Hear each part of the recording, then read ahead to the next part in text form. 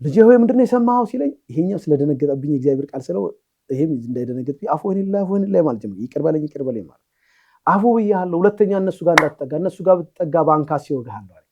እሺ አልኩኝ። የእንጨት ማሽኖች መግዛት ፈልግ ነበር። ፕሮሚስ ገባልኝ። ልጄ ሆይ እኔ ባርካለሁ፣ የእንጨት ማሽኖች እገዛልሃለሁ አለ። እሺ ከዛ እሺ ብዬ ይቅርታ ስጠይቅ አደገኛ ምሬት ገባብኝ። አንድ ጴንጤ ምንም ነገር ቢናገር እስከ መግደል ደረጃ እንደምደርስ ወሰንኩኝ። ሰው ገና ሳያወሩ መምታት እንዳለብኝ ወሰንኩኝ። በዚህ ውሳኔ ውስጥ እዛው አደርኩኝ። ገንዘብ ይዣለሁ። ጠዋት አይሱዚ ቀጥሬያለሁ። ትንሽ መንገድ ተጉዤ ነው አይሱዚ አስፋልት ድረስ እመጣለት ሄድኩኝ። ጠዋት 12 ሰዓት አካባቢ ይዞኝ 57 ኪሎ ሜትር ርቀት ቀርሳ ገባን። ቀርሳ ላይ ዕቃዬን ገዝቼ ጨራረስኩኝ። ለሊት 7 ሰዓት ወጣለሁ። ለሊት 7 ሰዓት ለመውጣት ፕሮግራም አድርገን ሳለ 5 ሰዓት አካባቢ ጴንጤ የነገረኝ ቃል መጣብኝ። የእግዚአብሔር ቃል እግር አለው ብራዘር፣ ህይወት አለው የእግዚአብሔር ቃል። እግዚአብሔር ቃል ፊደል አይደለም። ያንዳንድ ሰው ጽሁፎች ፊደል ናቸው። በመጽሐፉ ላይ ብቻ ነው የምታገኘው፣ እግር የለውም፣ ህይወት የለውም። የእግዚአብሔር ቃል ግን ህይወት አለ እና መጣብኝ ቃሉ። ያመነ ይጠመቀ ይድናል የሚለው ሲመጣብኝ ከአልጋ ላይ ወርጄ ማሰብ ጀመርኩ። የአውሊያዎች እነዚህ አጋንንቶች ናቸው ያለኝን ሁሉ ሳስባቸው ሰው አሳቅሎ የሚሞተውን የሚያብደውን አሰብኩት። የሁለት ወንድሞቼ ሞት፣ የአባቴን እብደት፣ መጥፋትን አሰብኩና መጣብኝ። ዘገነን አዳኝ ኢየሱስ ነው ሞቶ ተነስቶ ስለ ኃጢአታችን የሚለው እና የጴንጤው ደግሞ መኖር ምናምን አሰብኩና ፎይ ይየለ ባይምሮ ሲበዛብኝ ባፌ ተሳሳትኩ።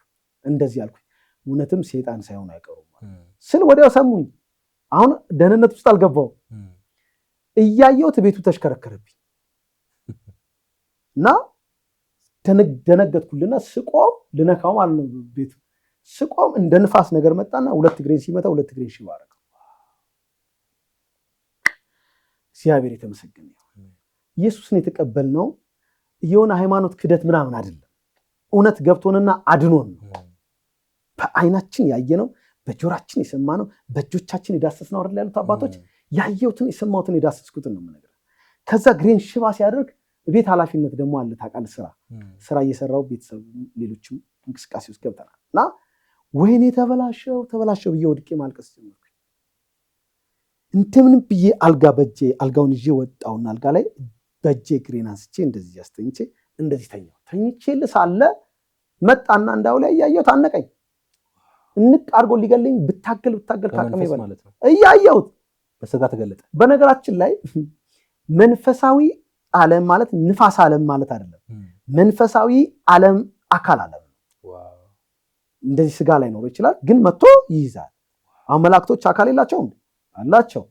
መጣና ያዘኝ። መንፈሳዊ ዓለም አካል መጣና ንቅ አድርጎ ሊገለኝ ሲል ታገልኩ። ካቀመ በላይ ሰው ልሞት ስል ያለኝ አማራጭ አንድ አዳኝ ኢየሱስ ብቻ መሆኑ ገባኝ። ልጁ መጣብኝ በሐሳቤ። ልጁ እንደዛ ሰድቧቸው የሚኖረው ኢየሱስ ጌታ ስለሆነ ነው አልኩ በልቤ። ስለዚህ ስለሚያድነው ለምን የሱን አምላክ የጴንጤውን አምላክ አልጠራም ብዬ በልቤ ወሰንኩ። ከዛ እንደዚህ አልኩኝ በልቤ እዚህ ታይዣለሁ። የጴንጤዎች አምላክ ኢየሱስ ክርስቶስ እንግዲህ በአሁኑ አጠራር አለ የምጠራው፣ በዛ ጊዜ የጠየከኝን ነው የምነግርህ። ከዛ የጴንጤዎች አምላክ ኢየሱስ እባክህ ድረስልኝ ስል ጭንቅላቴ ተከፈተ። እንዴት ተከፈተ እንዳትለኝ እኔም አላውቅም። ጭንቅላቴ ተከፍቷል። እዚህ ግን አውሊያው ይዞኛ ያለው እዚህ ጋር ግን ይሄ ተከፍቶ ውጪ ግን አያለው። በጭንቅላቴ ውስጥ ምን አይነት አይን እንዳለ አላውቅም፣ ግን አያለው።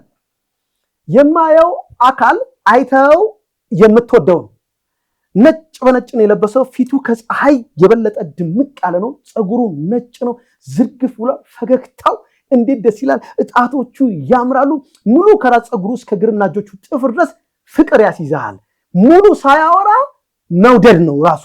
ፍቅር የሚባለው ፊደል ሳይሆን እሱን ትወደዋለህ። በቃ አይተው መውደድ ብቻ ነው ያለው ላው ላይ። ወደድኩት እያየው እዚህ ጋር ቆጣ ይዣለሁ። እሱን ግን ወደድኩት እና ሲያየኝ ራሱ በጣም በጥሩ ፈገግታና በጥሩ በፍቅር እይታ ነው የሚያየ።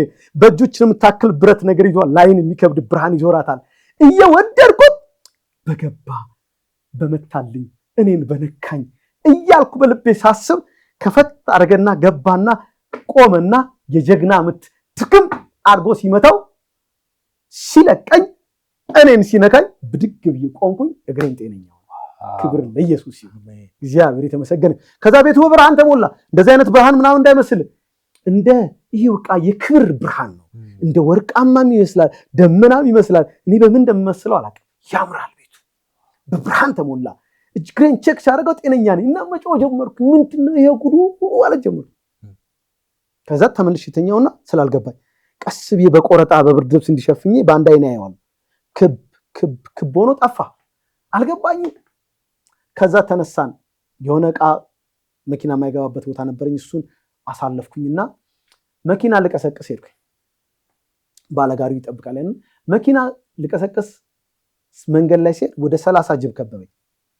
ሊበሉኝ ሲመጡ ወይኔ ተበላው እያልኩኝ ሳስብ የቅድሙ ትዝ አለኝ። እንደ ቅድም የጴንጤዎችን አምላክ እንደዛ ካዳነኝ ከዛ ወዲያ እነዚህ ደግሞ ቀላል ናቸው ብያሰብኩና የጴንጤዎች አምላክ እባክህን እነዚህን ጅቦች ወደዚህ ጫካ አስገባልኝ ስለው ጅቦቹ እያሉ ወደ ጫካ ሲገቡ በቃ ጀግና አምላክ እንደሆነ ገባኝ። ከዛ ደስ እያለኝ በቃ እየተደሰትኩኝ እየሳኩኝ መኪናውን ቀሰቀሱ። ለልጆቹ ነገርኳቸው። ለሹፌሩ ለረዳት በጣም ተገርመው ከዛ መጣን። ጭነን አሰላ ገባን። አሰላ ገባው። ሸጥኩኝ። ወዲያው ሸጥኩኝ። የሆነ የተሰጠኝ ሽቶ አለች። ሽቷ የገበያ ነች። እሷን ታፈሳለ። ወዲያው ነው የሚሸጠው። ማንም ሰው ሳይሸጥ ይሸጣል። እና ከ110 አስራት አውጣ ተብዬ አይደለም። አሁን ይሄን የተፈጠረውንም ነገር ልነግረው ከ110ንም ይዤ ሄድኩኝ። የመጨረሻ መለያየታችን ምስክርነት ይዘ ምስክርነት ከዛ ሲሄድ ገባው። ሁሉም በተራው ሰጠ። አስራቱን በቃ ክምር ነው።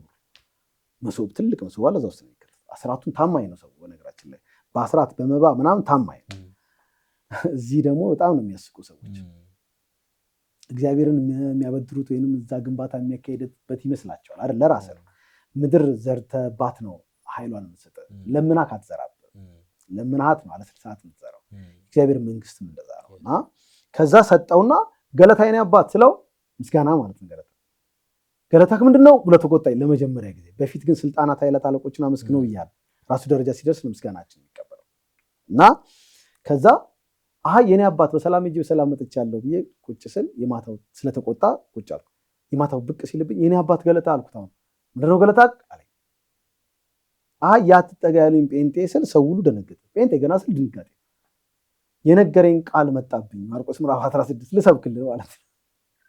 ከዛ መጣብኝ ቃሉ አልኩኝ። አልሰበኩትም አለኝ። ከዛ አውሊያዎች በሙሉ ደግሞ አጋንንቶች ናቸው ብሎ ነበር ያ ጴንጤ። እኔም ተሳሳቼ አውሊያዎች አጋንንት ሳይሆኑ አይቀሩም አልኩኝ። ከዛ ያየሁት ቤቱ ተሽከረከረብኝ። እግሬም ፓራላይዝ የሆነ ንፋስ መጣ። ከዛ ተኝቼ አንድ አውሊያ መጣና አንቀኝ። ሲያንቀኝ የጴንጤዎችን አምላክ ጠራው ስለ አለ። ከዛ አንድ ነጭ በነጭ የለበሰ ፊቱ እንደ ፀሐይ የሚያበራ በእጁ ብረት ላይን የሚከብድ ብርሃን የያዘ ገባና ድርግም አርጎ መታለው አሉ። ቀይር አለ ብሎ አሁን እኔ ማሳየት አልችልም። እንደሱ ስቅስቅ ብሎ አልቅሶ ልጄ 6 ወር ሳይሞላ ከኔ ትጣላለህ፣ አስታራቂ ማናገኝ ማለት። ክብር ሁሉ ለእግዚአብሔር። አሜን። ኢየሱስ መጥቶልን ነው ከሰይጣን የተጣላ። ከአብ ጋር የታረቅነው ደግሞ ሞቶልን ነው። ሰይጣንን መጥቶልን ከአብ ጋር ከሰይጣን አጣላ፣ ከአብ ጋር ደግሞ ሞቶልን አስታረቀ። ክብር ሁሉ ለኢየሱስ ክርስቶስ። እና ከዛ ብለምነው አውሊያው አለቆች ቢጠሩና ለካ ኢየሱስ ወደ አንተ ህይወት ሲመጣ ስልጣናትንም ኃይላትንም አጠቃላይ መንግስቱን ደምስሶ ነው ወደ አንተ ህይወት ብርሃን የሚያበራል። ለካ ሁሉም ስልጣናት ሲጠራ እኮ በፊት ይታረቃል። አሁን ለካ ተመተዋል።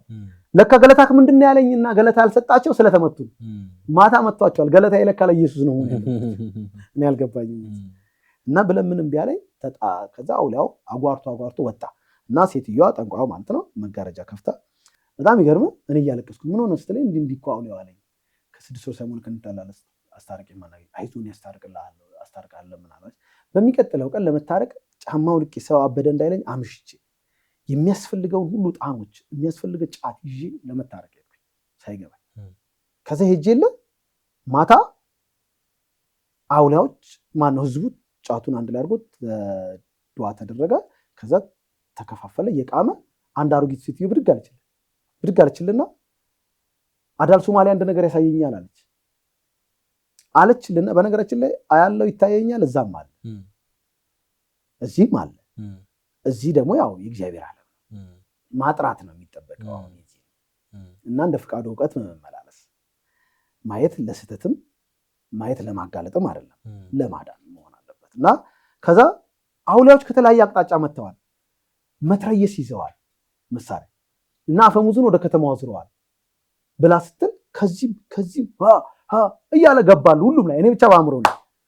እና ማጋፈር ወይንም ማጫወት የሚባል ስርዓት አለ። አንድ አውሊያ እዚህ ጋር ገብቶ ከሆነ አውሊያው እንዲህ እያለ ሲጫወት በአእምሮ የሆነ ሰው አይኑን ጨፍኖ ያጋፍራል። እንዲህ ያጫውተው ያው ቆሜ ባሳየ ይመስላል። እና እኔ አንድ አሮጊት ሴትዮ ላይ ገብቶ አውሊያ ሲጫወት እንዲህ እያለ ሲጫወት እኔ እንዲህ እያልኩኝ ያጋፍርኩት እያጫወትኩት ሳለ በነገራችን ላይ የመንፈስን አንድነት መጠበቅ ማለት ነው። ለዚህ ነው ባይብልም የመንፈስን አንድነት ለመጠበቅ ትጉ ይላል። አሁን አንዳንዱ ሲያገለግል አንዳንዱ በቃ የሚሆነውን ማስጋኝካል ሞባይል ይጎረጉራል አይጠብቅም። የመንፈስ አጋንንትን ሲቃወም እዚህ ጋር ያወራል ምናምን። የመንፈስን አንድነት ለመጠበቅ ትጉ ያለው በነገራችን ላይ ጠባቂዎችና የማይጠብቁ ሰዎች ውጤቱን ልንገር። የመንፈስን አንድነት የሚጠብቁ ሰዎች በዕለቱ የሚለቀቀው የመንፈስ ኃይል ያገኛቸው ነገራቸውን የሚሰራላቸው የሚጠብቁ የማይጠብቁ እንደመጡ ይወጣሉ። ይሄ ነው ልዩነት። እዚህም አለ ብያለሁ፣ እዚህ ጋር እየጠበቅኩ ነው እና በአእምሮ ነኝ አጋፍራለሁ። ሴትዮዋን ሳጋፍር ሳጫውተው እየተጫወትኩኝ እያጫወትኩት እያለ ጴንጤ የነገረኝ ቃል መጣብኝ። ያመነ የተጠመቀ ይድናል ያላመነ ይፈርድበታል። የእግዚአብሔር ቃል ጀግና ነው፣ የትም ይመጣል።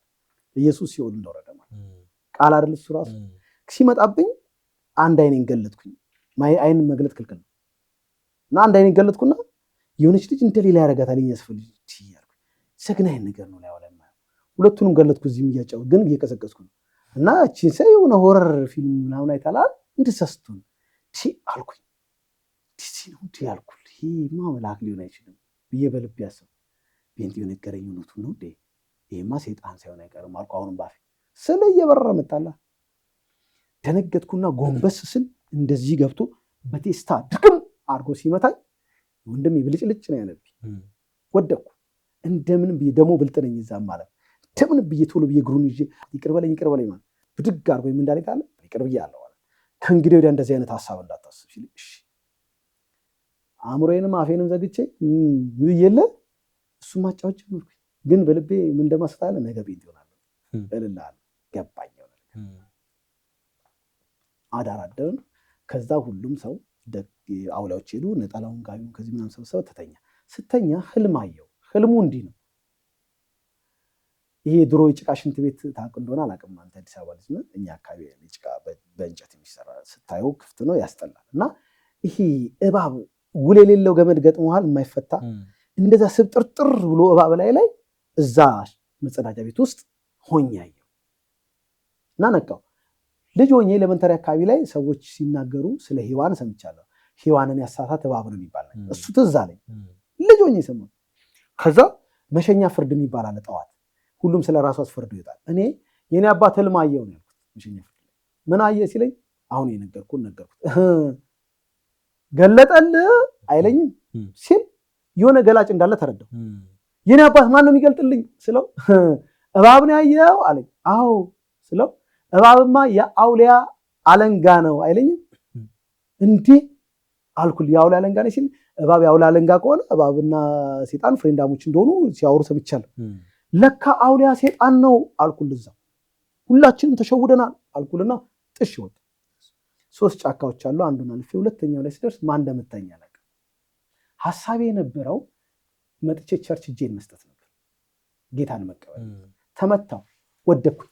30 ደቂቃ የሚፈጅብኝ ቤት ለመድረስ ስወድቅ ኢየሱስን ስለምነው የሆነ ኃይል ግን ይመጣና ያድሰኝ። አሁንም አቅቶኝ ስወድቅ እባክህን እርዳኝ ስል ያግዘኛል። እቤት ስደርስ ግን ጴንጤ ሆናለሁ የሚለውን ረሳሁት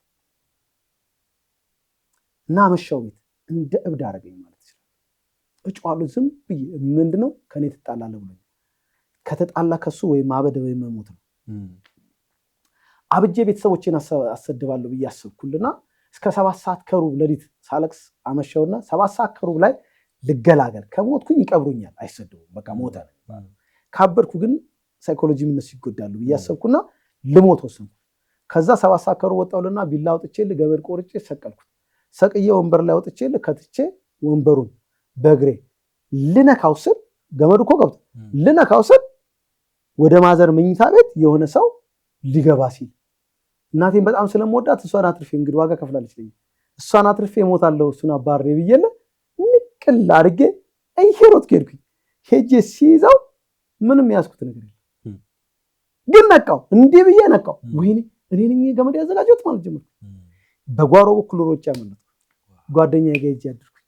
ጠዋት ነጋልኝ።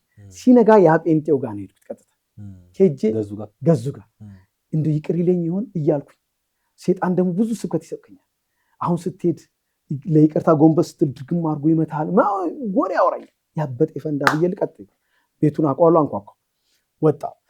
እባክህ ገዙ ይቅር በለኝ ብዬ ስወድቅ፣ አረ በጣም ተነስተንስተርስ መጽሐፍ ቅዱስ እኮ ይቅር በሉ ይቅር ትባላላችሁ ነው የሚለው። አረ ምን አጠፋ አንተ እኮ አውቅ አይደለም ብሎ ቅፍ አደረገኝ። እንዴት ደስ እንዳለኝ ሚስጥሬን ሁሉ ነገርኩት። ቀለበቱን አወለቀ። ሌላም ቀለበት ነበረች የብር፣ እሷንም ሌሎቹን ወረቀት ላይ የተጻፉ መስታወሻዎች፣ ስለቶች አቃጠለ። ግን ንስሐ አላስገባኝ። ሮብ ቀን ነው ቀኑ።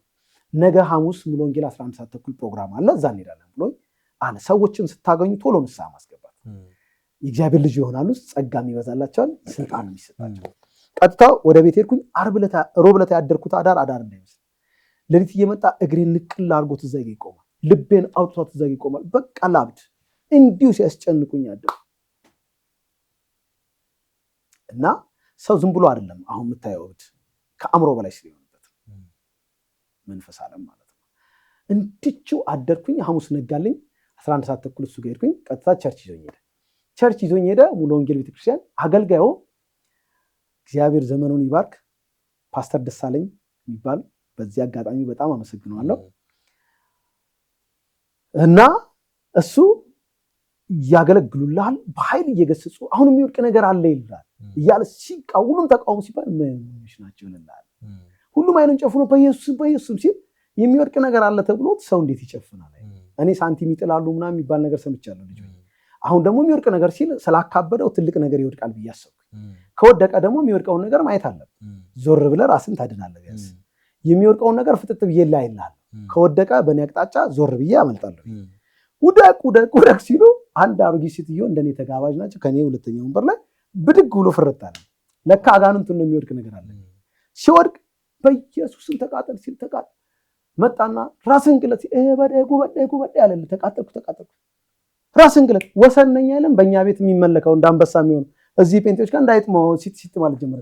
ውደቅ ተቃጠል ራስን ግለጥ ወሰነኝ ጩና ውጣ ሲወጣ እስከ መውጣቱ ተቃጥሎ ምንም አመጣም። ዛሬ ጴንጤዎች ጋር ነው የኛ ቤት። እንግዲህ ሁለት ወንድሞቼን ገሏል፣ አባቴን አሳብዷል፣ እኔን ብዙ ጎርቶኛል። ተንተርድሬ ሄጄ በቦክስ ድግም ማድረግ ሲጀምር ያዛው እሱ እየተባበረ ነው ብሎ አሸር መጥቶ እኔን አነቀኝ።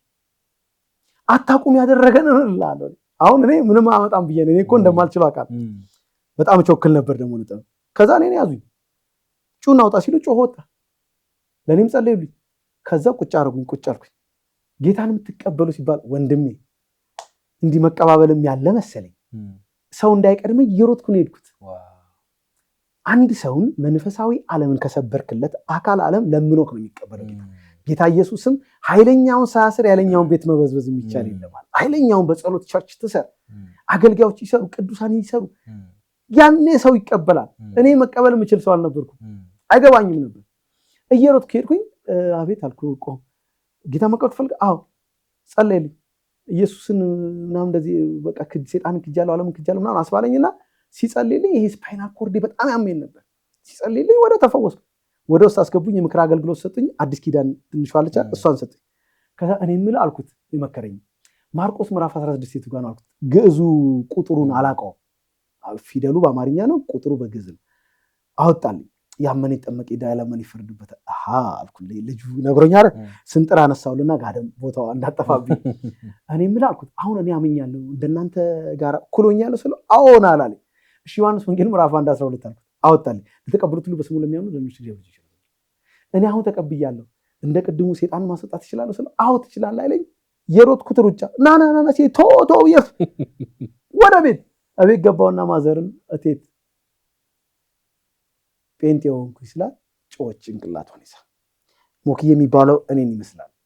እንደ ኃላፊነት በጣም ይወጣልሽ ነበር። እንደሱ ተወደኛለች የሞተው ማለት ነው። ከዛ ሙክዬ እንደሞተብኝ አውሊያዎችን ክደ ልትሞትብኝ ነው ስትለኝ እንቴትዬ ሞት እኛ ቤት ከዛሬ ጀምሮ ቆም አልኩት። እኛ ቤት ብርሃንና ህይወት ገብቷል አልባት። እንዴት ስትለኝ ዛሬ ጴንጤዎች ጋር ሄድኩኝ። ውደቅ ሲሉት ወሰን ወደቀ፣ ጩ ሲሉት ጮ፣ ውጣ ሲሉት ወጣ። ነገ ዓርብ ወዳጅ አለ አይደለ እንዴት እንደማስወጣው አሳይሻለሁ። ማርቆስ 16 ነው። አረባካ አለች። አዎ በቃ አንቺ ዝም ብለሽ አልኩት። ወጣው ገዙ ጋር ሄድኩኝ። እዛው ጸለይን አዳር ከሱ ጋር አደርኩኝ። ጠዋት መጣው ወንድሜ ታናሽ ወንድሜ ስፖርተኛ ግብዳ ነውና እሱን ይዤ ምስክር ቀጥታ 10 ዓመት ጫማ አውልቄ የገባሁበት አሁን በአንድ ቀን ሐሙስ ጌታን ተቀብዬ ዓርብ ዕለት ከነጫማዬ ዘው ብዬ ገባሁና በኢየሱስ ስም ነው ይሄ ጴንጤቆንጤ ያስወጡልኝ ሲል እሳት ሲሉ አይቻለች። በኢየሱስ ስም እሳት ስል 6 ወደቀ። ማጓራት ጀምሩ። ተቃጠል ማለት ነው። እሳት ልናለው ተመቸኝ። በጣም ደስ አለ። ከዛ እሳት ስል እነሱን ተቃጠልን ሲሉ ብራዘር ጋሪ ላይ ቁጭ ብሏል እና እሳት የነደደ መሰለውና እየበረረ መጣና ሲያዩ ወረር ነገር ናቸው። እኔም ይዞ አስወጡኝ። ሳላስወጣቸውም ከተማ ገባሁልን። ከዛ ወዲህ ከተማው ላይ ረባሽ ሆንኩ። ጠንቋይ ቤት በመሄድ በመመስከር በቃ ምን ልበል ማን ይችላል። ወንጌል እሳት እግዚአብሔር ረዳኝ። በእንደዚህ አይነት አጋጣሚ ነው ጌታ ኢየሱስን ያወቅኩትና የተቀበልኩት። እና ይገርምሃል ኢየሱስ ክርስቶስን በዚህ አጋጣሚ ከተቀበልኩ በኋላ ከዛ እግዚአብሔር ይመስገን እናቴም አባቴም እህቶቼም የእህቶቼም ባሎችና ልጆቻቸው ሙሉ ጌታን ተቀበሉ በሙሉ። ከዛ ምን ሆነ በጣም የሚገርም በሳምንቱ መልእክት ተላከብኝ። ከዛ ጦርነቶች ነበሩ። በሳምንቱ አንድ አሮጊት ሴትዮ ተላኩና አዳል ሶማሌ እንደዚህ ይልሃል አሉ። ማለዳ 12 ሰዓት ነው የሚላኩት። መጡና አንኳኩ፣ ተከፈተላቸው። አዳል ሶማሌ እንዲህ ይልሃል አሉ። ምን አሉት አልኳቸው። 6 ወር ሳይሞላ አሳብድሃለሁ ተመለስ ይልሃል አሉ። ማዘር እኔ እኮ ባለስልጣን ሆኛለሁ፣ እኔ ራሴ በኢየሱስ ስም አሳብድሃለሁ በሉት አልኳቸው። ግልባጩን ማለት ሄዱና አሉት ያልከውን ብቻ ነው እዛ የሚባለው። ነገራችን ላይ መጨመር መቀነስ የለም። ታማኝ ናቸው። ስድብም ቢሆን ይነግሩታል። በጣም ነው የሚያስቀው። ከዛ በ15 ቀኑ ደግሞ አንድ 70 ዓመት ሽማግሌ ሰውዬ ተላኩ። አንኳኩ፣ ተከፈተላቸው። አለማየሁ አዳል ሶማሌ ልኮኝ ነው የመጣሁት፣ እባክህ ልጄ ጥሩ ልጅ አልነበር ካሉ። ምንድን ነው ፋዘር? አዳል ሶማሌ እንደዚህ ብሏል። ምን አሉት? 6 ወር ሳይሞላ እገድልሃለሁ ተመለስ ይልሃል አሉ። አሁን እብደት ወደ ሞት አደገ። ማስጨረስ ነው የሚመጣብን የጠላት ፍላጻ ድምፆች በመልስ ምልት አስጨርሰው ባለስልጣንነትን ማረጋገጥ አለ። ከዛ ፋዘር እኔ እኮ መጽሐፍ ቅዱስ እንደሚለው ኢየሱስን ተቀብዬ እግዚአብሔር ልጅ ሆኛለሁ፣ በጣም ተራርቀናል በስልጣን ደረጃ፣ እኔ ራሴ በኢየሱስ ስም እገድልሃለሁ በሉት አልኳቸው። ሄዱና አሉት። በ21 ቀኑ ጠንቋዩ መጣ። ዋናው ጀለባው ለብሶ ኢማማውን ጠምጥሞ መጣና እንደዚህ አለኝ፣ ለመሆኑ አውሊያዎችን የካድካቸው በምን ምክንያት ነው አለኝ። የሚበልጣቸው ስላገኘው አልኩት። ቢበልጣቸው አይደል የመታቸው ዛግ እንዴት አለኝ። እንዲና እንደዚህ ስለው እኔ እናንተ ቁጭ ብለን እናውራ፣ ቀን ስጠኛል። እሺ ቀን ቀጠረኝ። የሆነ የሚቀባው ቅባት አለ ተቀብቶ ሊመጣ እንደሆነ ገብቶኛል። እሺ እኔም ጸልዬ ሄድኩ። ተቀብቶ መጡላል፣ ለባብሶላል። መጣና ሆቴል ነበር የቀጠረኝ። ቁጭ ብዬ የጠበቅኩት ነው። እጁን ሰጠኝ። እኔም ድርግም አድርጌ ጨበጥኩት። በእስራኤል ላይ ሟርታ የሰራው እንደምታውቀው ቁጭ አለ። ማውራት አቃተው። ነገርኩት እንዴት እንዳመለጥኩኝ እንዴት እንደሆነ አሁን ለአንተ የነገርኩ እና እባክህ የምታገለግላቸው አውሊያዎች እንደሰማክ አዳኙን መድኃኒቱን ሰምተዋል። ስለዚህ አንድ ቀን ያመልጠናል ብለው እርምጃ ሊወስዱብክ ይችላሉ። አምልጥ። በዚህ አጋጣሚ እኔ ለትውልዱ ልናገር የምፈልገው ይህን ምስክርነት የምትሰሙ ሰዎች ጌታ ኢየሱስን በፍጥነት ሴጣንን፣ ዓለምን፣ ኃጢአትን ክጃለሁ፣ ኢየሱስ ክርስቶስ ለእኔ እንደሞተ እንደተነሳ አምናለሁ፣ ኃጢአቴን ይቅር በለኝ ብላችሁ ንስሐ ገብታችሁ እጃችሁን ለቤተ ክርስቲያን መስጠት አለባችሁ። ይሄ ልጅ በጣም የሚገርም ብድግ አለና ሙልጭ አድርጎ ሰደበኝ። ማፈር መስሎታል። ብዙ ሰዎች አሉ። ሰው ሁሉ ትኩረቱን እኔ ላይ ያደረገ። እኔም ቆምኩና የሁላችሁ እንደዚህ አይነት አጸያፊ ስድብ ሲሰድበኝ መጥፎ ሰው ሆኜ እንዳልመስላችሁ ስለኛ ኃጢአት ራቁትን መስቀል ላይ የሞተው ኢየሱስ ክርስቶስን ስነግረው ነው እንደዚህ የሚሳደቡ። ለሁላችሁም ያስፈልጋቸዋል። ጠንቋዩ ቁጭ ባለበት ቆሞ እየሰደበኝ ሁላችሁም ኢየሱስን ብትቀበሉ የእግዚአብሔር መንግስትን ትወርሳላችሁ፣ ሴጣንንም ታሸንፋላችሁ አልኳቸው። አበደ። ሙልጭ አድርጎኝ ሰድቦኝ ሄደና ራሱን በራሱ ቤት ክላሽ አለ ገብቶ በክላሽ እዚህ ጋር በዚህ ሰጥቶት ጭንቅላቱን በታት ነው ገደለው። ልሃል በጣም ነው የማዝነው። ሰው ልጅ እንዲሞትን ያልፈልግም። በእውነት ነው የምልህ። ምንም ይሁኑ ሰዎች ኢየሱስ ሞቶላቸዋል። ለጠንቋዩም ኢየሱስ ሞቷል። በቃ ለዳኑት ብቻ አይደለም ለሁሉም። በዚህ አጋጣሚ እድል ከሰጠኝ ሟርተኝቷ በሕይወት ትኖር ዘንድ አትፍቀድላት እያሉ ይበዱ ከተማውን እብድ በእብድ ያደረጉ ጸሎት ብለው ሰዎች በስልጣን ሰዎችን አያሳብዱ፣ ማራቸው ነው የሚባለው በአዲስ ኪዳን። ያኔ በብሉይ ኪዳን ነው። አሁን ግን ኢየሱስ ሞቶላቸው፣ ያኔ ያልሞተላቸው አይፈቀድላቸውም በህይወት እንዲኖሩ። አሁን ግን ሞቶላቸዋል። በህይወት እንዲኖሩ ነው እንደው መጸለይ ያለብን። ሚሊዮን ከሚሞት እኔ በሞት ይሻለኛል። እኔ ድኛለሁ። በእውነት ነው የምላቸው። እንዲድኑ ነው መጸለይ ያለብን ሰዎች እና በዚህ እሱም ሞተ። ከዛ ከተማ ውስጥ ያው በእንደዛ ታወቅኩኝ። እንደዛ እየሆነ ሳለ እግዚአብሔር ይመስገን በመንፈሳዊ ህይወት እንዴት አደግ? ማን አሳደገ? በመንፈሳዊ ህይወት እግዚአብሔር ይባርካቸው። ያሰላ ሙሉ ወንጌል ቤተክርስቲያን የማለዳና ምሽት ፕሮግራም አለ። የዘማሪ በረከት ተስፋዬ አባት አቶ ተስፋዬ ነብይ ናቸው። በነገራችን እግዚአብሔር እሳቸውን ነብያቸውን ይባርክ። ታውቃቸዋለህ? በስም የበረከት ተስፋዬ አባት በጣም ያበረቱኝ ማለዳ እና አንድ ዘማሪ ደግሞ ማን ነው በእናት የአቶ ሚደቅሳ ልጅ አሁን ኖርዌይ ነው የሚኖረው። ይሄ የአዳማ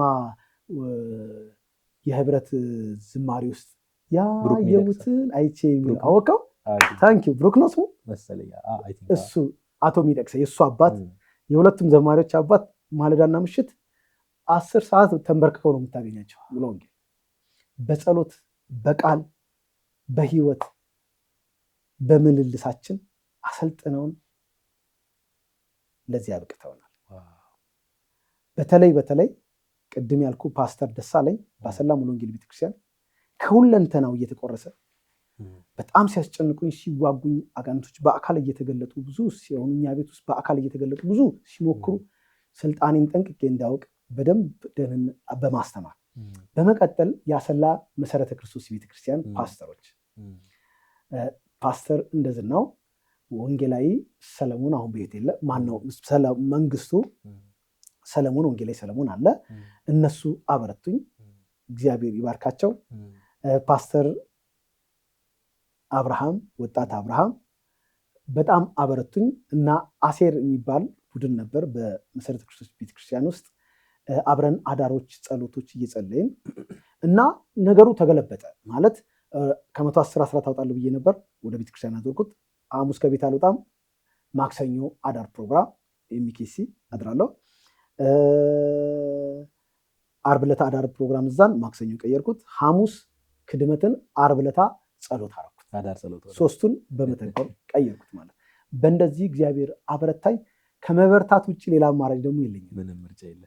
ለምን ብትለኝ ከዚህ ወጥተህ አለመበርታት አትችልም። ቅጥር መፍረስ የለበትም። በቀጥታ ከዛ ወደ አገልግሎት ነው ሄድከው ወይ ስራ ላይ ቀጠልክ? አይ ስራ እየሰራው እግዚአብሔር እህቴን እና አሁን ባለቤቴ ትዕግስት ተክሉ ባሰላ መሰረተ ክርስቶስ ቤተክርስቲያን ውስጥ ብርቱ ጠንካራ ሴት እሷን ሰጠኝ። እሷን እጮኝነት 2 ዓመት ስናሳልፍ እንግዲህ ጣውላውን ኮንትሮባንዱን አልተውኩትም ነበር፣ ሌላ ስራ አልሰራም ነበር። ያው በዛ የመጣ ነገር መሄድ ስላለበት ጋብቻ ጮኝነት ጀምረን ወደ ጋብቻ ልንመጣ 20 ምናምን ቀን ሲቀር 4 ጊዜ ተከታታይ ያለኝ ተበላ። 3 ባጆ ሲበላ 4ኛውን ሄጄ አምጥቼ ሸጠን ሆቴል እንከፍታለን ብለን ፕሮግራም ይዘን ኪሴ 1200 ብርና 70 ሳንቲም ሽልንግና 2 ዶልቼ ነበር። 1200 ብሩን ቀብድ ሰጥቼ ለመኪና ጭኜ ስመጣ መንገድ ላይ ያዙኝ። ወደ ስንት ወደ 10 ምናምን ፖሊሶች ተኩሰውብኝ እግዚአብሔር ረዳኝ። ቆርቆሮ ላይ ምናምን ወጥቼ አመለጥኩኝ። ከዛ ድንጋጤም ህመምም ምናምን ብቻ ሌላ ነገር ተፈጥረው በሚቀጥለው ቀን ፌንት በላው እና ፌንት በልቼ እንግዲህ 21 ቀን ቀርቷል። በጣም ታዝናለህ። ደነገጥኩኝ እና ሆስፒታል ገባው። ከ3 ቀን በኋላ ነቃው እና ነቅቼ ወደ ቤት ገባው። ቲጂ ያው ሆስፒታል መታ ጠይቃኛለች። የቤት መጥቼ መጣች። ቤት መታ አንድ ውሳኔ ወሰንኩ፣ ወደ አዲስ አበባ ለመምጣት ያገኘሁትን የጽድቅ ስራ ሰርቼ ያልፍልኛል ብዬ። ከዛ እሷን ይቅርታ ጠይቄ ልመጣ። ቲጂ ይቅርታ እንግዲህ ምንም የጎዳዎች ነገር የለም፣ ምን ውስጥም አልገባንም እንዳለሽ ነሽ፣ ስለዚህ የጎዳዎች ነገር የለም። አዲስ አበባ 2-3 ዓመት ፈይቶብኝ መጥቼ ያገባሻለሁ ብዬ ስላት ጥያቄ የለኝ አለች። ምንድን ነው ጥያቄሽ? እግዚአብሔር እኔ እንደሰጠህ እርግጠኛ ነህ አለች። አዎ አልኳት። እኔም እኮ እግዚአብሔር አንተን እንደሰጠኝ እርግጠኛ ነኝ። የሰጠኝ ገንዘቡን ሳይሆን አንተን ነው። የማገባው ደግሞ አንተን እንጂ የተበላውን ገንዘብ አንተ አልተበላህም አለ። ስለዚህ እጄ ሰርቼ እመጣለሁ ባልከው በአጣው ሰዓት ጣለችኝ ማለት ስለማይቀር ቤተክርስቲያን እናሳምን፣ ቤተሰቦቻችን እናሳምንና በባዶ ተጋብተን የቀን ስራ ለምን አይሆንም ሰርተን ያልፍልናል ስትለኝ ዳንኩ። ተነሳው ካልጋይ ላይ በእውነት ተሻለኝ። በቃ ከዛ ነው በቃ እሺ ና ያቺ 70 ሳንቲም ኪሴ ያለች ዱቤ ነው። ቤት ሄጄ በ80 ብር ዱቤ ቅዳሜ እሰጣቸዋለሁ አልኳቸው። እሺ አሉ። ከዛ ማስረዳት ያለብን አካል አስረድተን ቀለበት 2 ብር ከአንድ ጓደኛዬ ተቀበልኩ፣ ከእህቴ ባል ተቀበልኩ። 2 ብር ብቻ ሌላ እንዳሰጠኝ ምናምን ብዬ በጣም ነው የምፈራው ሰውን ገንዘብ ተቀብዬ 2 ብር 1 ብር ነበር ቀለበት ፎርጂዷ የድሮዋ ካስታወስካት 1 ብር ነበረች። እሷን ገዝተን በእሷ ነው ቃል ኪዳን አድርገን በተከራየነው ዱቤ ቤት ገባን። ከዛ 1 ወር ብቻ አንድ ጓደኛ የመጣና 2000 ብር ሰጠኝ። በእሷ አንዳንድ ፓስታ ምናምን የገዛዛን መኖር ጀመረን። ማን ነው ከቤት ብረት ድስት ይዤ መጣሁ። አልጋ ምናምን አወጣጣው። የብረት ድስት ክዳኗን መክተፊያ 70 ሳንቲም ያልነበረች 25 ሳንቲም ምላጭ ገዛው። እሷ እጇን እንዳትቆርጥ ብዬ ሽንኩርት በምላጯ እየቆረጥኩት ፓስታ ከሱቅ እየገዛዛን እሷን እየሰራን 1 ወር ቆየን። ከ1 ወር በኋላ አዲስ አበባ መጣን። አዲስ አበባ 8 ወር ዋጋ ሽንኩርት በምላጭ ነበር የምትከትፉት? በምላጭ እየከተፍን በብረት ድስት ክዳን መክተፊያ አድርገን ባለ ነው መኖር ያለብን። ከዛ እንደዛ ያደረግን እዚህ አዲስ አበባ ኖርን። 8 ወር መጣ ወደዚህ። እዚህም ስንመጣ ሞባይሌን ሸጬ እሷም ሰው ቤት እኔም ሰው ቤት ተቀጥረን እንሰራለን ብለን ማታ እንገናኛለን፣ ሞባይሉን ሸጠን ቤት እንከራያለን ብለን አስበን ስንመጣ ሞባይሉ ጠፋብኝ። ቲጂ ሞባይሉ ጠፋ ስላት በቃ በኮንትሮባንድ የመጣ ነው በኃጢአት ሁሉ ነገር እንዲሄድ ፈልጓል እግዚአብሔር በአዲስ ሊባርከናለች። እሺ መንፈሳዊ ነገር ጥሩ ነች። ከዛ እሷ በፊትም ጌታ ነበር። ከዛ ምን ይሆናል ቤተሰቦቿ በጣም የተባረኩ ምርጥ ቤተሰቦች ናቸው፣ በጌታ ናቸው። ከዛ እግዚአብሔር የተመሰገነ በጣም ከባድ ነበር። አንድ ቦታ ላይ 25 ብር ከፍያ አልጋ ያዘን። አንድ ጓደኛዬ ትዝ አለኝ፣ እሱን ጠራሁት መጣ። እዚህ ነበር። ከእሱ ሙዝ በዳቦ ገዛልን ምናምን።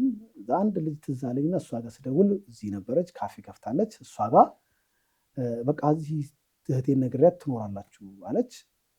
እቃውን ይዘና ተብዬ እኔና ጓደኛዬ እቃውን ልናመጣ ስንመጣ ቲጂን እዛ ጥለናት ስንመለስ ቲጂ ወታ መንገድ ላይ እያለች ታለቅሳለች። እኔ ከሩቅ ያለው ኮንትሮባንድ ነጋዴ ከሩቅ ነው የሚያው ሳይ እያለቀሰች ነው። ወረድኩኝ። ምን ነው እላታለሁ። እህቷ መጣች። ምን እንዲህ ብላ ስትነግራት በእንቅርት ላይ ጆሮ ደግፍ አለቻት። ስትላት ወጣው። አይዞሽ ሌላ አማራጭ እንግዲህ የለኝም፣ የማውቀው ሰው የለም። ቀጥታ እሷ ጋር ሄድኩልና ይመሳሰላሉ ተማሪዎች ገመትኩና ሲስተር አንዴ ላናግርሽ ሳናግራት ስነግራት ታሪኬን አለቀሰች። በቃ ችግር የለም እዚህ ትኖራላችሁ አለች። ህግ አወጡልን። ህጉ ምን ነበረ? እሷ ኩሽና ማገዝ፣ እኔ ደግሞ ማለዳ 11 ሰዓት ተነስቼ ቤቱን አጽድቼ ወንበር ደርድሬ መውጣት፣ ማታ 4 ሰዓት መምጣት። ከዛ ፍራሽ ሽንት ቤት ማስቀመጥ፣ ከሽንት ቤት አውጥተን አንጥፈን መተኛት። ከዛ እንደዛ ማድረግ ጀመርን። የማይረሳኝ ታሪክ እንደ አዲስ አበባ ልጆች ማታ ማታ ፊልም ያያሉ። ከዛ አንዱ እኔና ቲጂ እንግዲህ እንተኛለን እዛ አንጥፈን ተኝተን ከቴኔ ጣሙት አላት ልጅቷን። ከቴኔ ጣሙት በግራ ቋንቋ ማውራቱ ነው። ኬት ነው የመጡት ማለት? ኬት ነው ከራፋ አረግ ነው ተራፍቀው የጣሙት ፈጥጠው ነው የጣሙት አለች። ከፋራ ሀገር ከክፍለ ሀገር ጠፍተው አፍቅሯት ይዟት መጥቶ ነው ጠፍቶ አለች። እኔ ሳቄ መጣ ማለት ማላቅ መስሏቸዋል።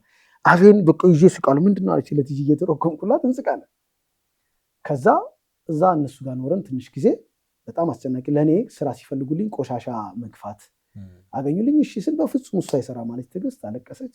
ከዛ በእነዚህ ውስጥ እያለን አንድ ሰው እግዚአብሔር ይባርከው ሰማና ቤት እሰጣቸዋለሁ ብሎ ቤት ወደዚህ ሜትር ከ40 እንደዚህ ሜትር ከ90 የሆነች ውስጡ ሽቦ አልጋ ያለባት ቆርቆሮ በቆርቆሮ የሆነች ቤት ሰጡ እና 2 ሊትር ውሃ ሃይላንድ ገዛለሁ፣ እሷ ላንጠለጥላለሁ። ከዛ ለእሷ ስራ ሲፈልጉላት ካፌ መስተንግዶ አገኙላት። ከዛ ትሰራለች። 50-40 ሚዛ ስትመጣ እሱ ቀበልና እንጀራውን ዳቦ ገዝቼ ወጥ ሰርቼ ምናምን ጠብቃታለሁ። በእንደዚህ መጽሐፍ ማንበብ እና መጸለይ ጀመርኩኝ። ከዛ በእንደዚህ ውስጥ እያለን የማይረሳኝ ወንጌል ስትመሰክር ሰዎቹ ተጣሏት ከሻይ አፊው ጋር ባሪስታው ጋር ትመሰክራለች። ሲጣሉ እሱ ባለሙያ ስለሆነ እሷን አስወጣት። እንግዲህ የዛሬ ነው ለነገ ምግብ የሚሆነው እና የዛሬዋ ይዛ የመጣችው በላንበት። የሚቀጥለው ግን ምግብ የለም። 3 ቀን አይዞሽ አይዞ እየተባባል ኖርን። በ3ኛው ቀን የማረሳው ሌሊት ከኔ ተደብቃ ነው እኔ እንዳልጨነቅ ብላ አታለቅስም። በኔ ፊት ሌሊት 8 ሰዓት ለካ ርቧት ሆዷን እንደዚህ ይዛለ ታለቅሳለች እና ሽቦ አልጋ ነው ስትልልኝ ሲያነጥረኝ ነቃው። ብድግ አልኩ። ትጂ ምን ነው እላታለሁ። በዛው ድምፅ ራበኝ ስትለኝ ካደለ ሰው አትናገሪም ብዬ እንደብደውንኩልና ብድግ ብዬ ቆሜ ሃይላንዱን አነሳውልና ትጂ በፊት እንግዲህ ካፌ ቀጥራት ምናምን ጁስ ትወዳለች፣ ጁስ እንድትለኝ ፈልጋል። ትጂ ምን ይሁንልሽ እላታለሁ። አሁን እኮ ጁስ ላረግልን ምን ይሁንልሽ ስላት ደስ ያለህን አድርገው ስትለኝ እግዚአብሔር ሆይ ይህንን ውሃ ጁሱን አድርግልኝ ምናምን ብዬ ጸልዬለት ሰጠዋት። ፕሊስ አሌ እባክህ በርዶኛል፣ ውሃውን መጠጣት አልችልም ስትለኝ አታምኝ ማለት ነው ብዬ በንዴት ውሃውን ላይ ጨረስኩት። ከዛ ወዷ ላይ ጸለይኩኝ፣ ምንም እንዳትታመም። የሚገርም አሟት እኔ ሐኪም ቤት ገብታ አታውቅም እስካሁን። እና በዚህ ቻሌንጅ ውስጥ ስናሳለፍ በሚቀጥለው ቀን ወንድሜ ደወለልኝ፣ እዛ እህቶቼም ደወሉ። ከዛ እሷን ውጭ ሀገር ወሰዷት ዱባይ 4 ዓመት ቆየች። ከ4 ዓመት በኋላ እኔ በዚህ 4 ዓመት ውስጥ በመንፈሳዊ ነገር በረታው። ስትመጣ ሻሸመኔ ገባን። ሻሸመኔ ላይ ከወላይታ አንድ ቸርች ትጋብዘውና ይመጣል እና እዛ ቸርች እኔ መጥቻለሁ። ፊት አካባቢ ነበርከው ቁጭ ያልኩት። ከዛ አገለገልና ያንን ልጅ ጥሩልኝ አለ። ተጠራው። እግዚአብሔር እንደዚህ ይላል፣ እንደ ኢትዮጵያ ነብይ አድርጌያለሁ ይላል ብሎ ቀባኝ። ከዛ ውጣ ወደ አዲስ አበባ ይልሃል፣ አገልግል ይልሃል አለኝ። እሺ ስራ ላይ ነበርኩኝ። እንግዲህ ስራ ጀምረናል እነሱ። ከዛ ቀጥታ ተነጋገርን። እኔ ወደ አዲስ አበባ መጣሁ። አዲስ አበባ መጣሁ። እንግዲህ ሰው አላውቅም ብያለሁ። አሁን እነዛ ኮተቤ ናቸው በፊት የነበሩ ሰዎች። እዚህ ጎፋ አካባቢ መጣሁ። ጎተራ አካባቢ ዝም ብዬ ገባሁ ነው። የሆነ ካፌ ያገኘው መዝሙር ሰማሁ፣ ገባሁ እና ቁጭ አልኩኝ። የሆነች ልጅ መጣች፣ ጥብስ አዘዘች፣ እየበላች ከዛ ወደ እኔ መጣችና ውስጤን ታዋቂው ይለኛል አለች። ምስር ትባላለች። እሺ አለማየሁ ይባላለሁ፣ ምስር ትባላለች። ከዛ ቁጭ አለች። እባክህ ልጋብዝህ። እሺ ጥብስ እየተበላ ብቻ ለአገልግሎት ስመጣ አይኔ ተከፈተ። ከዛ እያየዋት ስለሷ አወቅኩኝ፣ ነገርኳት። በጣም ገረማት። እባክህ እኔ ጋር ዋል አለች። እሺ እዛው ድርጅት ነበራት ፀጉር ቤት፣ ይዛኝ ሄደች፣ አስተዋወቀችኝ። ከዛ እሳቸው ሲያገለግሉ አንተ ሰማያዊ የለበስከውና አሉኝ።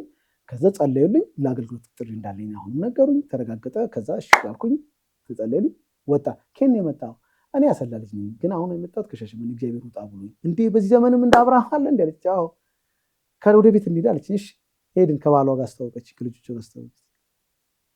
3 ወር በከባድ እንክብካቤ ልብስ ላጠብ ስል እንዴት ታጥባለህ እያለ እባክህ ውጣና ሻይ ጠጣ ምናምን ሲሉ በፍጹም ባይብል ማንበብ ጀመርኩ።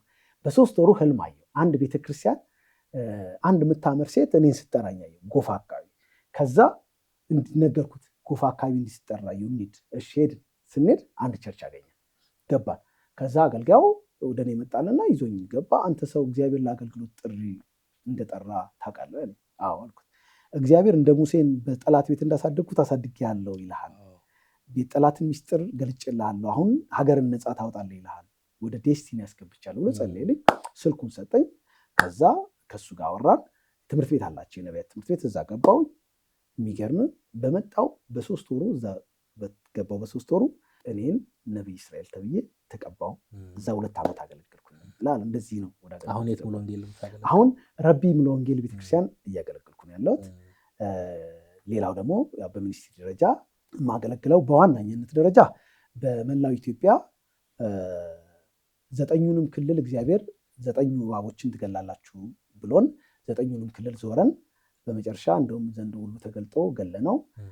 አሁንም በ12 ክልል ሆኗል እንደምታውቀው። በሁሉም ክልሎች ኮንፈረንሶችን ማዘጋጀትና የ24 ሰዓት የጸሎት ቡድን 12 ልጆችን ይዤ ነበር የዞርኩት። 9 ነበር። ከዛ ይዤ እየዞርኩኝ ጸልየን ጨርሰን ያው ለውጥም መጣ በ2010 ላይ። ከዛ በ10 ክፍለ ከተማም ያሉ አለቆችን አሳይቶ እነሱን መታናቸው። አሁንም መድኃኒቱ የጥልቅ አባላቶችን በከተማ ደረጃ የትርፍ ተስፋ እያቋረጥን የእግዚአብሔር ሕዝብ በጣም ያሳዝነኛል። ብዙ ነገር ማወቅ አለበት ብዬ ስለማምን ትርፍ ተስፋቸውን የነዛን አቋርጠን ኦኬ የትርፍ ተስፋቸውን አቋርጠን በከተማ ደረጃ መንፈስ ዓለም የሚመረምር ሰው አዘጋጅቻለሁ። የ24 ሰዓት የጸሎት ቡድን 8 ልጆች እኔ ያለው። ከዛ በመጀመሪያ የሚላከው ያ መንፈሳዊ ዓለም ምርመራን የሚያደርግ ነው። በከተማ ደረጃ ላይ ይመረምራል። ከዛም በኋላ የጸሎት ቡድኑ ይላካል። የጸሎት ቡድኑ መረጃ ይሰጠዋል። ብናርጎ ለ3 ቀን ይጸልያሉ። ከዛም በኋላ ወንጌል ስርጭት ይገባል። ወንጌል ስርጭት 3 ቀን ይቆያል። ከዛ አገልጋዮች ይገባሉ። ከዛ አገልጋዮች ገብተን ያችን ከተማ ነፃ በማውጣት ትውልድን አድነን ለቤተክርስቲያን አሳልፈን ሰጥተን እንመለሳለን ማለት ነው። ሌላው ኒው ላቭ ነው። ኒው ላቭ ሚኒስትሪ ነው። ኒው ላቭ አእምሯቸው የተወሰደባቸው ሰዎች ላይ ነው የሚሰራው። ኒው ላቭ አእምሯቸው የተወሰደባቸው ሰዎች በየከተማው 2 ሰዎች ላይ ሞክሬ ተሳክቶልኛል። እግዚአብሔር ይመስገን ወደ ስራ ገብተዋል። አንዷ ዱባይ ላይ አብዳ የመጣች ልጅ ነች። ለምስክርነቱን ታየዋለህ። እሷ ነፃ ወጣለች። ሌላው ደግሞ አንድ ሕክምና የተማረ ልጅ መሰረት የሚባል ሐዋሳ ላይ ነው ያገኘሁት። እሱም ተፈውሶ አሁን ስራ ላይ ነው ያለው። ስለዚህ እነዚህ ሰዎችን አንስቶ ከየከተማው አንስቶ ቁርስ፣ ምሳ፣ እራት አዘጋጅተንላቸው ለ6 ወር ሙያ ትምህርት የሚማሩበት ነፃ ከወጡ በኋላ ሙያ ትምህርት መማር አለባቸው። ከዛ ሙያ ስራ መፍጠር፣ ስራ ፈጥረን ስራ ገቢ ምንጭ አግኝተው የሀገር ሸክም ሳይሆን ዜጋ አምራች ዜጋ እንዲሆኑ ማድረግ ነው ዓላማችን ማለት ነው። ሶስተኛው ዓላማችን እንደኔ አይነት ያሉ በጥንቆላው ዓለም ውስጥ እስረኛ የሆኑ ሰዎችን ጨለማው ጋር በመሄድ ነፃ በማውጣት እነሱን መልሶ ጌታ እንዲያገለግሉ ማድረግ። እንደውም በዚህ አጋጣሚ እንደው ብነግር ደስ ይለኛል። በጋድ ኤምባሲ ቤተክርስቲያን የወንጌል ስርጭት ተዘጋጅቶ አንድ ቦታ የጥልቅ ከተማዋን ላለመናገር ፈልጌ ነው ሄደን የሚገርሙ ውሃ ውስጥ ገብቶ ዋናው ጠንቋው ምንጣፍ ተነጥፎለት ሲመለክ ሲሰገድለት አይቼ በጣም አዘንኩኝ እና ቀጥታ እኔ ሄጄ ያናግረዋል። ኧረ ተው ሲሉ መሞት ካለብን እንሙት ብያቸው ቀጥታ ምን ትለዋለህ መንፈስ ቅዱስ እሱ ጋር ሲደርስ ቃል ይሰጠኛል አልኳቸው። ሄድኩኝ እግሬን አጣጥፌ ቁጭ አልኩኝ። በአጋፋሪው ያን ልጅ ሲና እየተጠራው በፊቶት ሞገስ ካገኘው እንዳወራ ይፈቀድልኝ አልኩኝ። በፊቴ ሞገስ አግኝተሃል አውራ ተባልኩኝ። አወራው። እነዛም ብዬ አገልጋዮችን አሳይቼ ጥሩ መኪና ይዘዋል ሊያሰሩ ነው የመጡት። እባክዎትን ወተን የሚያስፈልጉትን ያድርጉለት ሆቴል አርፈው ስሩላቸው ስላቸው በጣም ከሰውየው ትምህርት የወሰድኩት አውሊያዎች ሳይፈቅዱልኝ አልሄድም። እኛስ እንላለን ጌታ ሳይፈቅድ ውሃ ውስጥ ገባ። ከዛ ጓራ። ከዛ እኔ እዛው ቁጭ ባልኩበት በኢየሱስ ስም እዛ ውስጥ ያለ ዘንዶ ፍቀድ አልኩኝ። ከዛ አንደኛው ባለመኪናውን ሹፌር አደረኩት የሳቸው። ከዛ በዚህ ነው የምናወራው አልኳቸው። ሰውየው መጣ ስለው ፈቅደዋል አለ። በቃ ይዤ ወጣሁ።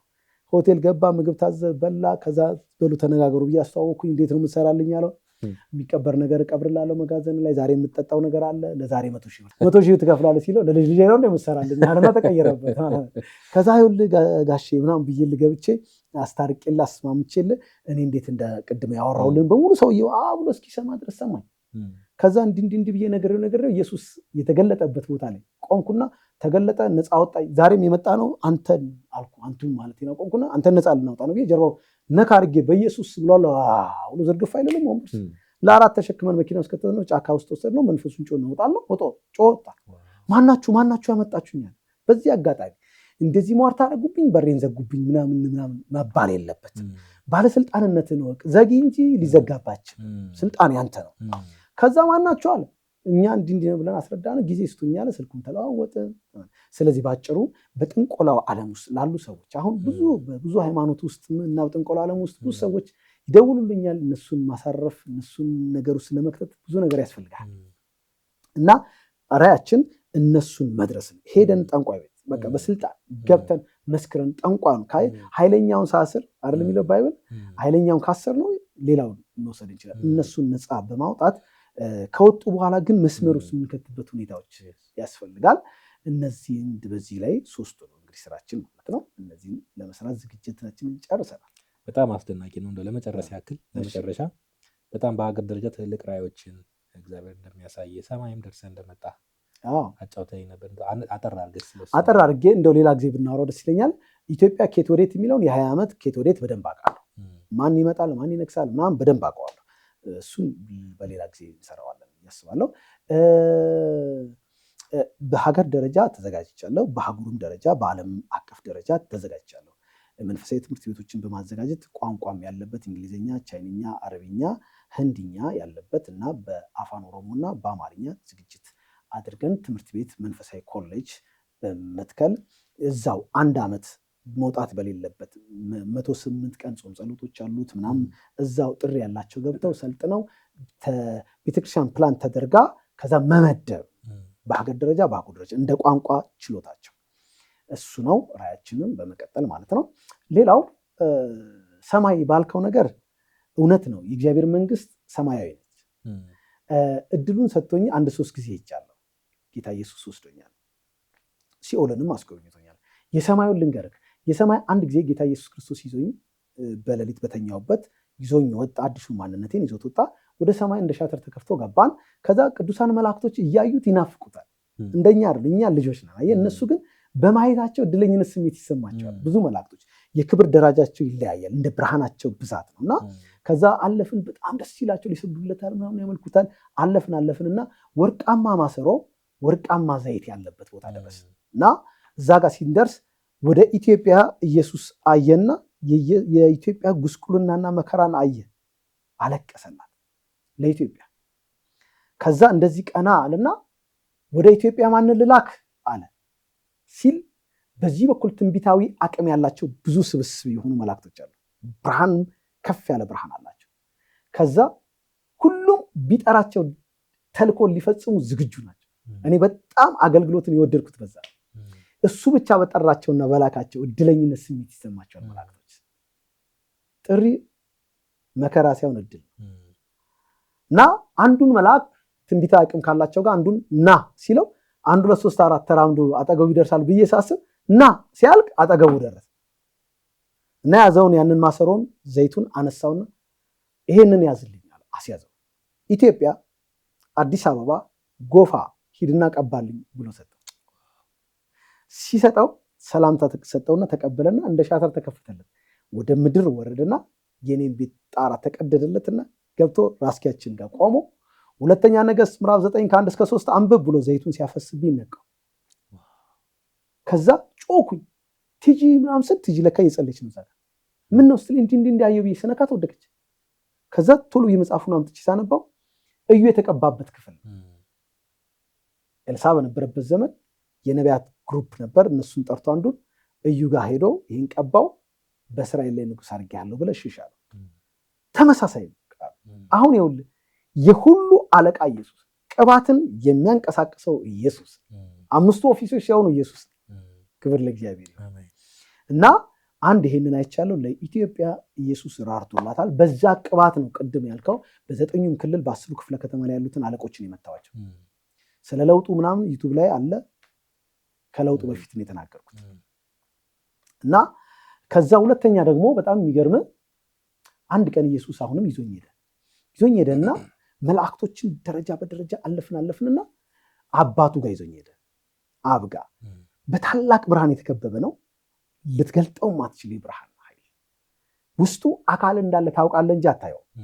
እና ኢየሱስ እንደዚህ ቆሞ በቀኝ ከዛን እንዲቆም ያለው ከዛ የሚወጣው ፓወር ብሎ ሲወጣ በማይክሮ ሰከንድ እዛው ነው መረዳቱ ይመጣል። በማይክሮ ሰከንድ ዓለምንና የዓለምን የኃይል መጠን ያክላል። አንዴ በማይክሮ ሰከንድ ከአባቱ የሚወጣ የቻይናን፣ የሩሲያን፣ የአሜሪካንን፣ የሌሎችንም የተባበሩት መንግስታት ደምረኸው ከሰው ኃይላቸው ጭምር ከአባታችን አብ የሚወጣው በማይክሮ ሰከንድ የሚወጣው ፓወር ይበልጣቸው። ኒውክሌሩን ደምረው ማለት ነው። ለዚህ ነው ኒውክሌር አልፈራም። እግዚአብሔር አብ ፓወር እያለ በየማይክሮ ሰከንድ ነው የሚወጣው ፓወር። በዛ እየተደነኩኝ ከዛ ፓወር ወጥቶ በክራይስት በኩል አልፎ ወደ ቤተክርስቲያን ይመጣል። ይሄንን ነው አሁን ቤተክርስቲያን መግለጥ ያለባት፣ ኃይሉን ነው መግለጥ ያለባት። ሐዋርያ ጳውሎስም ሲነግረን መንፈስንና ኃይልን ነው የሚለው በመግለጥ የእግዚአብሔር መንፈስ የእግዚአብሔር ኃይል ቤተክርስቲያን ወደ ጸሎት ወደ ኃይል የእግዚአብሔር መንግስት ሁሉን ትገዛለች ነው የሚለው። ሁሉ ወደ መግዛት ተራሮችን ወደ መግዛት ይሄ ነው። ሌላው ሶስተኛ አንድ ቀን ኢየሱስ በሌሊት ተገለጠና እንደዚህ አለኝ፣ ልጄ ሆይ አለኝ። አቤት አልኩት። አባቴ አብ ዝግጅቱን ጨርሷል። አሁን የመጨረሻ ኃይሉ ሊለቀው ነው። የሚለቀው ደግሞ ኢትዮጵያ ምድር ላይ ነው አለኝ። ዓለምን በተመለከተ የመጨረሻ ኃይሉ ሊለቅ ነው። ግሎሪው ሊወርድ ነው። ምድር ላይ ኢትዮጵያ ላይ ይወድቅና ልጆች የተዘጋጁ ልጆች ላይ ወድቆ በመላው ዓለም በትናቸውና ዓለምን አድሳታለሁ። ብዙ ትውልድን ወደ እግዚአብሔር መንግስት ያስገባሉ አለኝ። የእግዚአብሔር ክብር በኢትዮጵያ ላይ በቅርብ ቀን ይቀጥላል። የምጠብቀውም ዝግጅቴም ለዛ ነው እልሃለሁ ወንድሜ። ጌታ ይባርክ። በጣም አስደናቂ ነው። እንግዲህ ይህን ፕሮግራም በተለያየ ሶሻል ሚዲያ አማራጭ የምትመለከቱ ሁሉ ከዚህ መልእክት ብዙ እንደምትማሩ፣ ከዚህ ምስክርነት ብዙ የብዙዎች አይን እንደሚከፈት አምናለሁ። ነቢይ ጊዜን ሰጥተህ ፈቃደኛ ሆነ ይህ ምስክርነትን ደግሞ ልትሰጠን ፈቃደኛ ስለሆንክ እጅግ አድርገን እናመሰግናለን። በድጋሚ ደግሞ ተገናኝተን እንደገና በአዳዲስ አገልግሎት እንትኖች ደግሞ እንጫወታለን። ተባረክ። በጣም አመሰግናለሁ። በዚህ አጋጣሚ እኔም ጥሪ የማቀርበው ከኒው ላፍ ጋራ በአካልም በሰዎችም በሰውም በተለያየ ነገር አብራችሁ እንድትሰሩ ጥሪ እናቀርባለሁ።